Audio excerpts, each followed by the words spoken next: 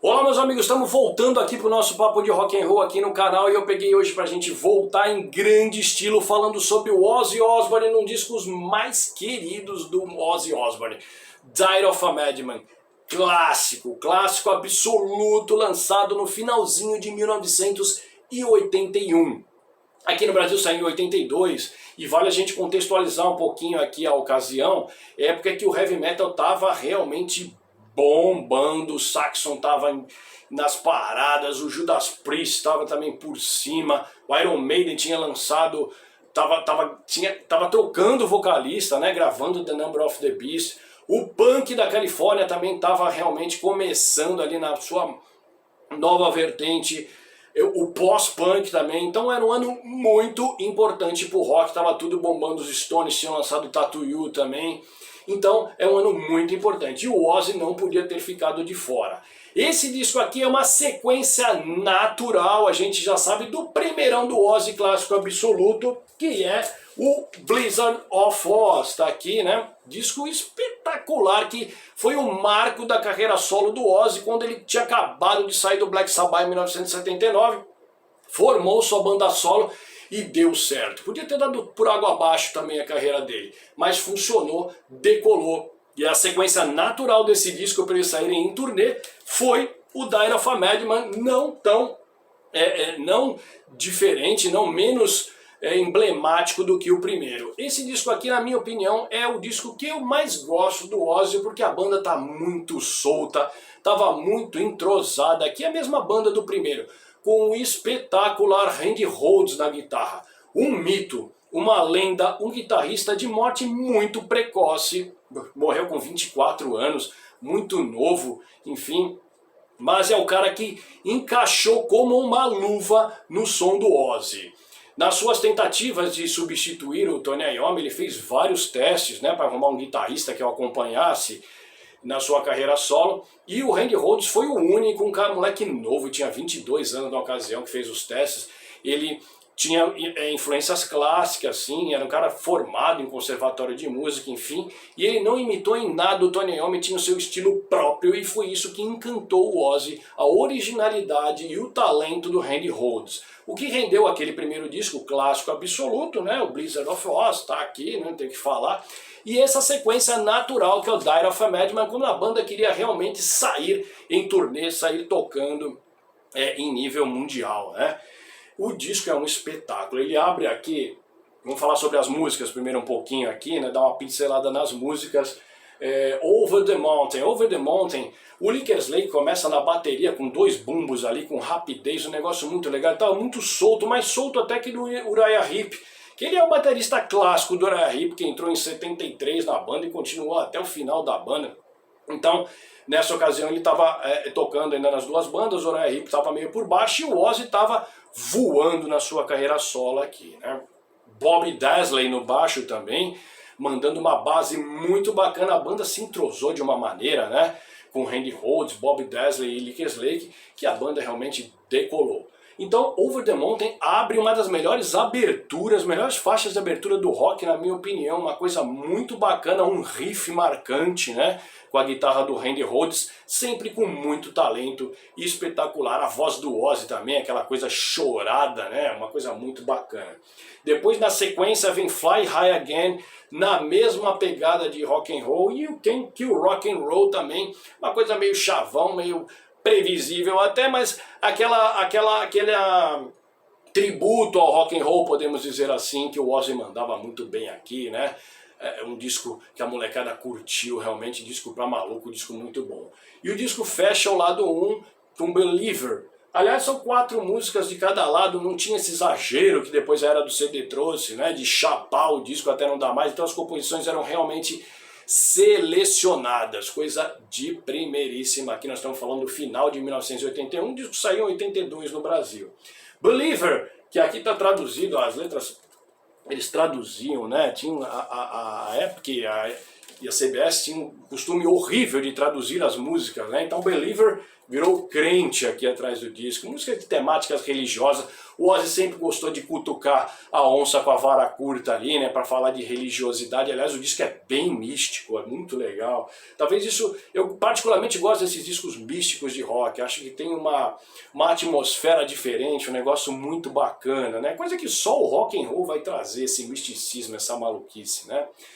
O disco abre o lado 2 com Little Doll também, com um riff de guitarra matador do Randy Rhoads. O Randy Rhoads era talento, o cara toca uma nota, o cara é tipo Brian May, ele toca uma nota, você sabe quem é o cara que tá tocando, né? Um cara que realmente morreu cedo, poderia ter contribuído muito mais, aí a gente sabe, mas o que ele contribuiu foi espetacular. Ele começou lá para trás, nos anos 70, se não me engano, em 78, com o Quiet Riot, ainda gravando de forma independente, não da forma que a CBS gravou também o Quiet Riot, que a gente conhece, que é outra banda espetacular. Depois vem Tonight, uma música um momento mais balada do disco, aquela coisa mais, vamos levantar a mão no show e tal, vamos ficar legal. O Ozzy sempre teve isso, todo disco do Ozzy tem uma baladinha, sempre muito boa, sempre com muita qualidade. Depois vem Saturn, um rock and roll bem rápido, muito legal. São iniciais, né?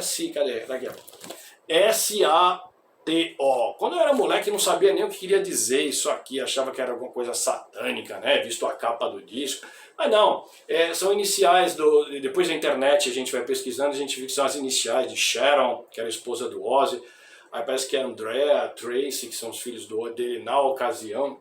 E Ozzy, né? A família dele. Outros falavam que era Sail Across the Ocean, mas não tem nada a ver, eram as iniciais da família dele, um rock bem legal. Depois o disco fecha aqui com Died of a Madman, faixa título aqui, né, do disco, que na minha opinião é o ponto alto desse disco. Uma música épica, uma música longa, uma música com influência clássica do Randy Rhoads, tá na cara que a composição era dele aqui, cheio de referências clássicas, com uma guitarra espetacular, com violões, tem orquestra, tem harpa, tem tímpano, tem um coral religioso. A música te leva realmente a uma Diary of a Madman, né? Diário de um louco, parece que você está ouvindo aquilo lá de camisa de força, aquele coral contagiante no final, ou seja, um momento único do rock and roll, um disco espetacular. Recomendo, se você quer ouvir Ozzy Osbourne, você tem que ter esse disco. É o disco que eu mais gosto dele. Apesar de eu gostar da carreira toda dele, tem sempre coisas boas, sempre momentos bons, né? Claro que tem um apogeu, e na minha opinião o apogeu é esse disco aqui, ele realmente estava no auge aqui, a banda tinindo. Produzido por Max Norman e pelo próprio Ozzy também. Max Norman já tinha trabalhado com ele no Blizzard of Oz. Max Norman trabalhava também com o Bad Company na ocasião. E mais pra frente trabalhou também com o E.T. e outras bandas de hard rock muito bacanas que vale a pena a gente falar em outras ocasiões aqui, né?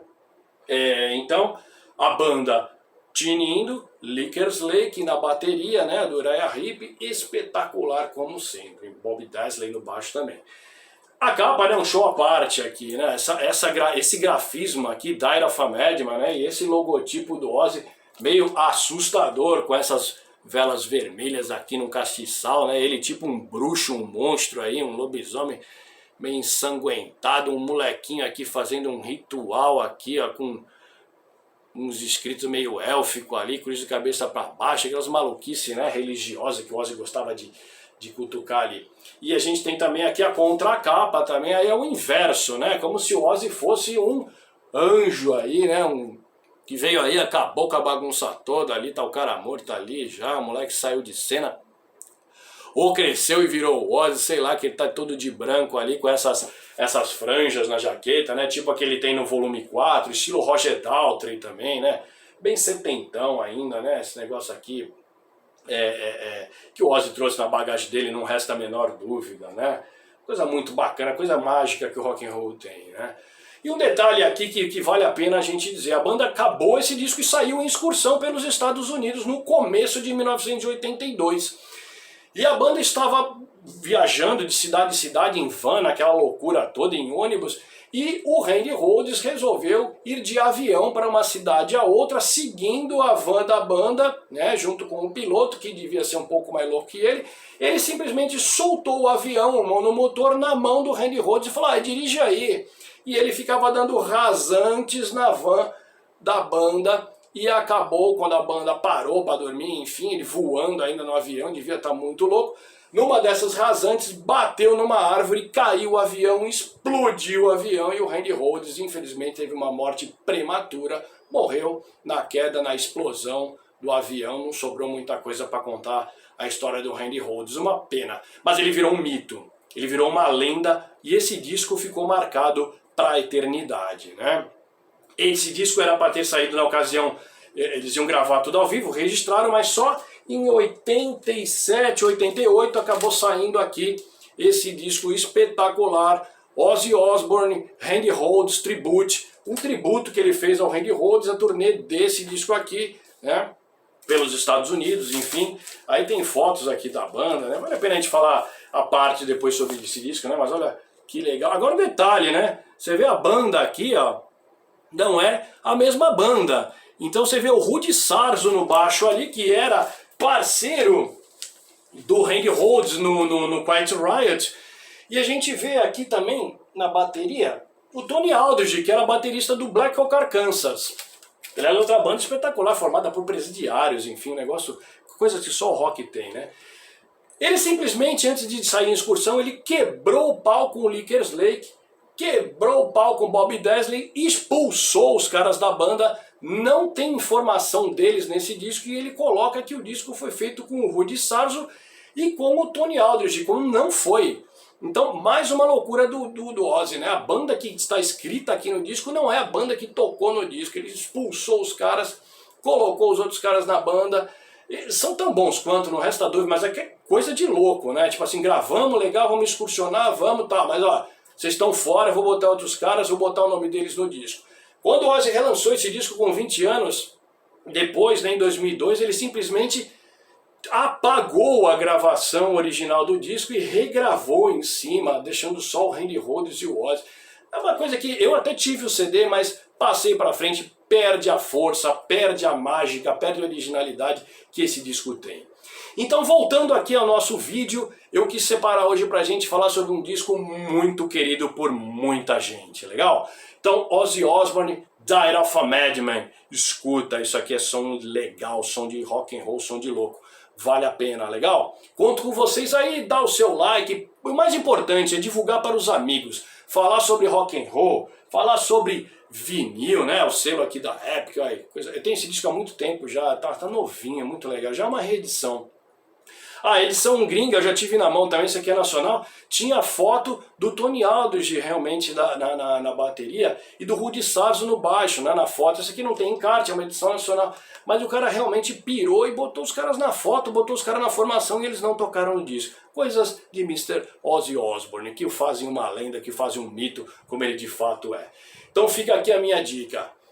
Ozzy Osbourne, Died of a Madman, clássico do rock, escuta aí, valeu! Passa para os seus amigos, beleza? Vamos lá, falou!